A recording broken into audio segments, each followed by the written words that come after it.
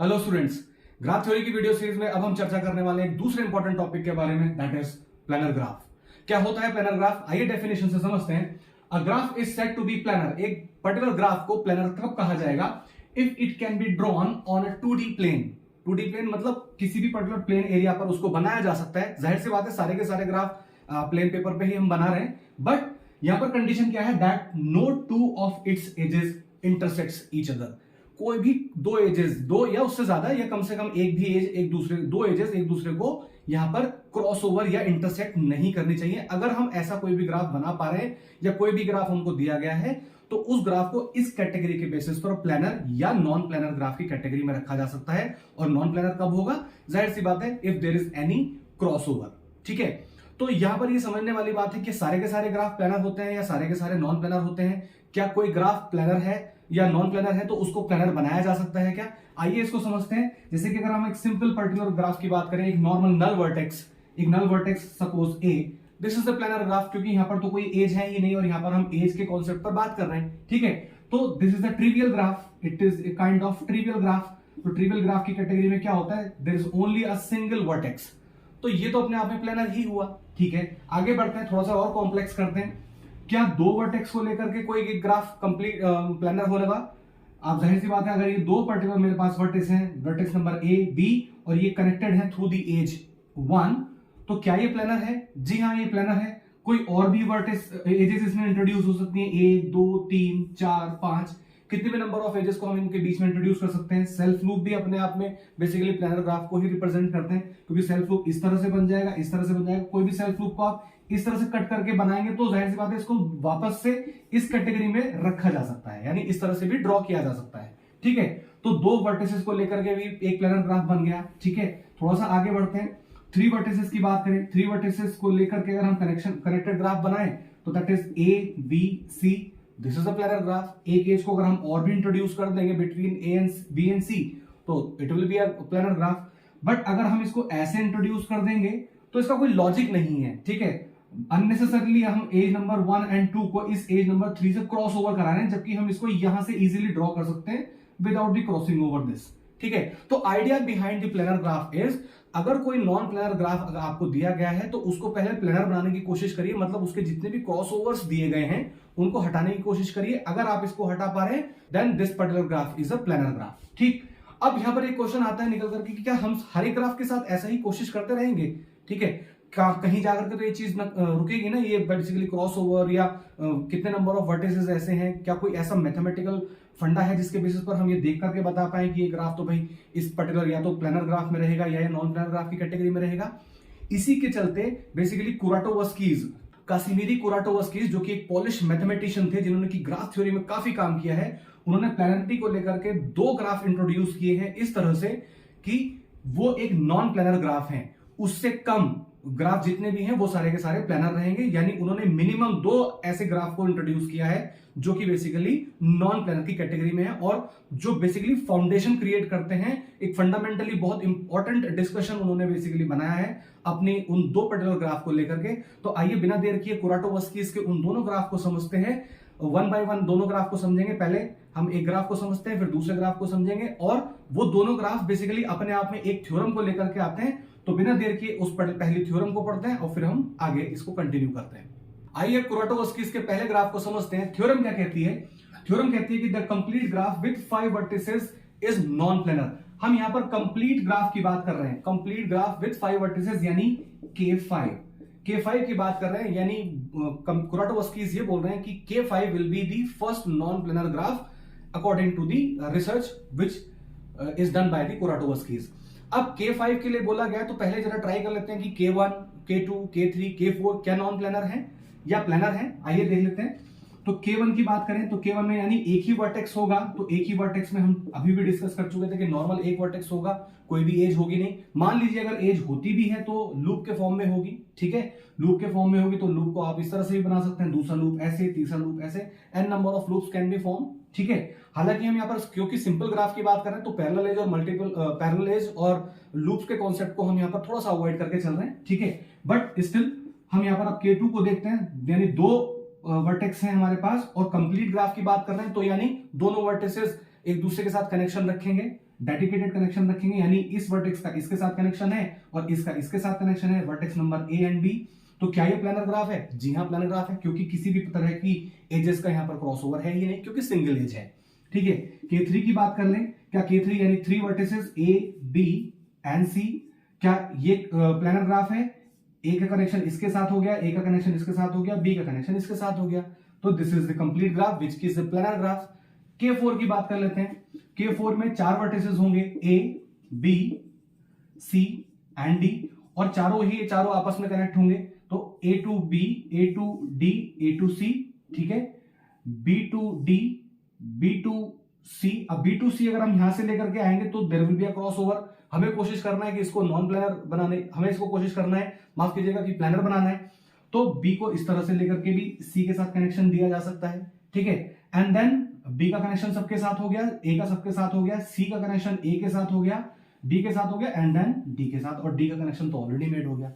तो यानी देखा जाए तो K4 नॉर्मली हम इस तरह से बनाते हैं। ठीक है, K4 इस तरह से बनाते हैं, देखने में लग रहा है कि नॉन प्लानर है, लेकिन इस एज को, ये जो क्रॉसओवर हो रहा है, किसी भी एक एज को, इस एज को भी आप यहां से हटा करके इस तरह से बाहर कनेक्ट कर सकते हैं, तो ये एक प्लानर ग्राफ की कैटेगरी में आ जाएगा। तो इसका मतलब K4 भी हमारा एक प्लानर ग्राफ हुआ। अब बात कर रहे हैं 5 वर्टिसेस को लेकर के। कुराटोव्स्की ने बोला कि ये K5 एक नॉन प्लानर ग्राफ है, कोशिश करते हैं इसको इसी तरह से प्लानर बनाने की। तो 5 वर्टिसेस हम यहां पर ले लेते हैं और उसके बेसिस पर बात करते हैं 1 2 3 4 5 vertex number A, B, C, D and E।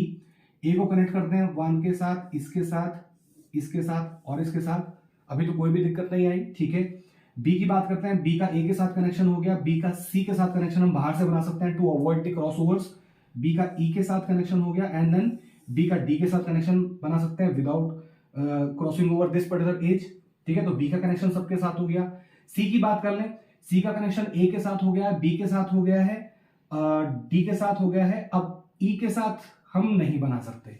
ठीक है, तो यानी ये वाली जो एज है वो हमारी क्रॉस ओवर होगी ही होगी। E की बात कर लेते हैं, E का कनेक्शन A के साथ हो गया, B के साथ, C के साथ इस डॉटेड लाइन से है, और D के साथ तो सिंपल इस तरह से बना सकते हैं। तो यानी सिर्फ इस एज की वजह से हमारे पास ये जो ग्राफ है ये एक नॉन प्लानर ग्राफ की कैटेगरी में चला गया। कोशिश करते हैं कि क्या इस एज को हम कहीं बाहर से लेकर के E के साथ कनेक्ट कर सकते हैं क्या।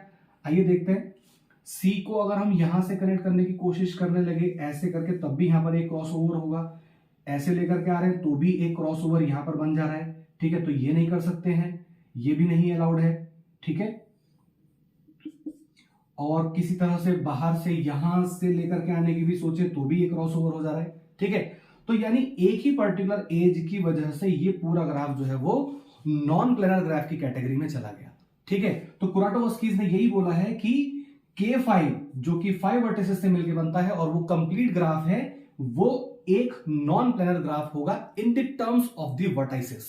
In the terms of the vertices मतलब जहां पर वर्टाइसेस की जो संख्या है वो रहेगी 5, और इसमें जो नंबर ऑफ एजेस हैं as per the formula of the complete graph we can find out the number of the edges in a complete graph with this formula where n is the number of vertices, so that will be n into n minus 1 by 2, 5 minus 2 यानी कुल मिलाकर के 10 edges will be there। ठीक है, तो edges का जो count है वो रहेगा 10 और vertices का काउंट जो है वो रहेगा 5। तो this is the first graph proposed by the Kuratowskis that K5 is a non-planar graph which is having 5 vertices and 10 edges. इस पर्टिकुलर ग्राफ को उन्होंने वर्टेक्स के संदर्भ में, यानी वर्टेक्स के रेफरेंस में सबसे कम वर्टेक्स को लेकर के इस पर्टिकुलर ग्राफ को नॉन प्लानर बनाया है। ठीक है, जो कुराटोव्स्की ने जो अपना सेकंड ग्राफ दिया है जो कि एक नॉन प्लानर ग्राफ है, उसमें उन्होंने एज के रेस्पेक्ट में दिया है। यहां पर आप एक अजम्पशन बना सकते हैं कि 5 तो वर्टेक्स हैं लेकिन 10 एजेस हैं, तो यानी ये वाला जो पहला ग्राफ है K5, ये वर्टेक्स के रेस्पेक्ट में लीस्ट नॉन प्लानर ग्राफ है। अब हम सेकंड ग्राफ जो उन्होंने प्रपोज किया है वो एज के रेस्पेक्ट में लीस्ट नॉन प्लानर ग्राफ रहेगा। तो आइए उसको देख लेते हैं कि वो ग्राफ क्या कहता है, और फिर पूरा का पूरा टॉपिक फिनिश हो जाने वाला है। आइए कुराटोव्स्की इसके सेकंड ग्राफ को समझते हैं। As per the theorem, second non planar graph जो कुराटोव्स्की ने प्रपोज किया, that is K33 is also a non planar graph. 33 का मतलब यहां पर क्या हुआ, complete graph of 3 vertices this side, 3 vertices this side, मतलब ये एक बाइपर्टाइट ग्राफ हुआ 3 वर्टिसेस का। ठीक है, तो अभी आप इसको प्लान करके देखते हैं। पहले हम इसको K11 and then K22 and then फिर K33 के बारे में बात करेंगे। पहले K11 को ले लेते हैं। 1 वर्टेक्स इस साइड में रहेगा, 1 वर्टेक्स इस साइड में रहेगा और इसका इसके साथ कनेक्शन रहेगा। तो जाहिर सी बात है ये तो प्लानर ग्राफ की कैटेगरी में है ही। 2 की बात कर लेते हैं। 1 2 ग्राफ इधर रहेंगे, वर्टेसेस इधर रहेंगे, 1 2 2 वर्टेसेस उधर रहेंगे। इसका आपस में कोई कनेक्शन नहीं होगा, इनका आपस में कोई कनेक्शन नहीं होगा। लेकिन कंप्लीट ग्राफ की बात कर रहे हैं। कंप्लीट बाइपर्टाइट ग्राफ में हर एक वर्टेक्स इस पर्टिकुलर सेट का कनेक्शन रखेगा हर एक वर्टेक्स के साथ दूसरे सेट के। तो यानी इसका कनेक्शन इसके साथ हुआ और इसके साथ हुआ, इसका कनेक्शन इसके साथ हम बाहर से बना देते हैं और इसको यहां से बना देते हैं। ठीक है, तो आप इसको इस तरह से लीजिए। तो इसको, क्योंकि हम इसको प्लानर की कैटेगरी में रख सकते हैं क्योंकि ये बिना cross over of the edges के ड्रॉ किया जा सकता है इजीली। आ जाते हैं K33 पर। K33 के लिए उन्होंने क्या बोला कि K33 एक नॉन प्लानर ग्राफ है। 33 मतलब इधर की साइड भी 3 वर्टिसेस रहेंगे और इधर की तरफ भी 3 वर्टिसेस रहेंगे। पहले कोशिश करते हैं इसको प्लानर बनाने की। सपोज इसको हम कनेक्शन कर देते हैं ऐसे, तो अभी इनिशियली तो कोई भी प्रॉब्लम नहीं आई है। इसका कनेक्शन इसके साथ, इसका कनेक्शन इसके साथ कर देते हैं, कोई दिक्कत नहीं आई। इसका कनेक्शन यहां से इसके साथ कर देते हैं और ऐसे कर देते हैं, तो इसका कनेक्शन उनके साथ बन गया। यानी 2 वर्टेक्स तक हमें हमारे पास, इसको कैटेगरी में देखा जाए तो प्लानर की कैटेगरी में है। इसको इसके साथ इजीली कनेक्ट कर सकते हैं, इसको इसके साथ इजीली कनेक्ट कर सकते हैं। बट अब इसको अगर इसके साथ कनेक्ट करना है, इस वर्टेक्स को इस वर्टेक्स के साथ कनेक्ट करना है, तो या तो आपको इन 3 एजेस को क्रॉस ओवर करके जाना पड़ेगा। और अगर आप बाहर से जा सकते हैं, बाहर से जाना चाहते हैं, तो इस पर्टिकुलर एज को भी क्रॉस करना पड़ेगा। मतलब ये जो 2 वर्टेसेस हैं ये ऐसे रीजन्स में पड़ गए हैं जो कि बेसिकली बिना एजेस के क्रॉस ओवर हुए एक दूसरे को कनेक्शन नहीं दे सकते। तो इसका मतलब क्या हुआ कि ये जो एज है, क्योंकि ये क्रॉस ओवर एज है, एक पर्टिकुलर वर्टेक्स इस वर्टेक्स को इस वर्टेक्स से कनेक्ट करने के लिए इन एजेस को क्रॉस ओवर करना जरूरी रहेगा। तो कुराटोव्स्की ने बोला कि क्या K33 भी हमारा एक नॉन प्लानर कैटेगरी में आएगा। अब यहां पर हम वर्टेसेस की बात कर लेते हैं। वर्टेसेस कितने हैं? There are vertices 6 vertices are there, 1 2 3 1 2 3। How many edges are there? 3 यानी हर एक वर्टेक्स हर एक दूसरी वर्टेक्स के साथ कनेक्शन रखेगा, तो यानी टोटल मिलाकर के 9 एजेस हो गए। ठीक है, तो यहां पर एक असम्पशन बनकर के आया कि कुराटोव्स्की का जो सेकंड ग्राफ है वो एज के रेस्पेक्ट में, यानी लीस्ट नंबर ऑफ एजेस के रेस्पेक्ट में सबसे ज्यादा कारगर ग्राफ है K33। तो यानी K33 एज के रेस्पेक्ट में, और इससे पहले जो हमने K5 पढ़ा था वो वर्टेक्स के रेस्पेक्ट में लीस्ट नॉन प्लानर ग्राफ कहे जाएंगे। ठीक है, तो इन दोनों ग्राफ के बेसिस पर अभी मैं यहां पर दोनों ग्राफ को बना लेता हूं। दोनों ग्राफ को अगर हम बनाएं, दैट इज K5, ये K5 है जो कि इस तरह से हमने ड्रॉ किया है, और ये हमारे पास K33 है जो कि हम इस तरह से बना रहे हैं। ठीक है, ये हमने K33 को ड्रॉ कर लिया है। ठीक है, this is K5, this is K33। तो इन दोनों के बेसिस पर कुल मिलाकर के 4 अजम्पशंस आप बना सकते हैं। पहला अजम्पशन क्या है? पहला अजम्पशन है कि ये दोनों रेगुलर ग्राफ हैं। रेगुलर ग्राफ की डेफिनेशन के हिसाब से हर एक वर्टेक्स की डिग्री सेम होगी दूसरे वर्टेक्स के साथ। हम यहां पर ऑड या इवन डिग्री की बात नहीं कर रहे हैं, हम यहां पर केवल सेम डिग्री की बात कर रहे हैं। अभी आप देखिए, इसकी डिग्री 4 है, इसकी डिग्री भी 4 है, इसकी डिग्री भी 4 है, 4 एंड 4, यानी सारे के सारे वर्टेसेस की डिग्री सेम है। Then this is a regular graph. इसकी बात कर लें तो इसकी डिग्री 3 है, 3, इसकी भी 3, 3, 3 एंड 3।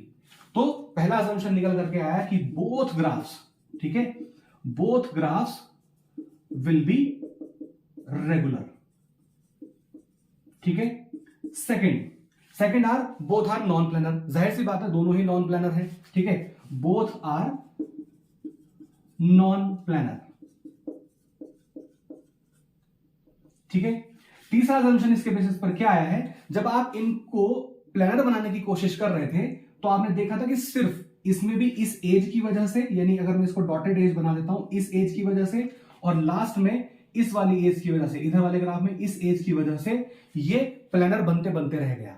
ठीक है, तो हम यहां पर कह सकते हैं कि K5 और K33 में से अगर एक एज को भी हम हटा दें तो removal of a single edge basically becomes that particular graph as a planar graph. ठीक है, और फोर्थ असम्पशन तो ये हो गया कि फोर्थ असम्पशन में वही बात आ गई जो हम पहले भी डिस्कस कर चुके हैं कि वर्टेक्स के रेस्पेक्ट में K5 एंड एजेस के रेस्पेक्ट में बेसिकली K33, यानी सेकंड ग्राफ एज के रेस्पेक्ट में एंड फर्स्ट ग्राफ वर्टेक्स के रेस्पेक्ट में लीस्ट नॉन प्लानर ग्राफ की कैटेगरी में लाई करते हैं।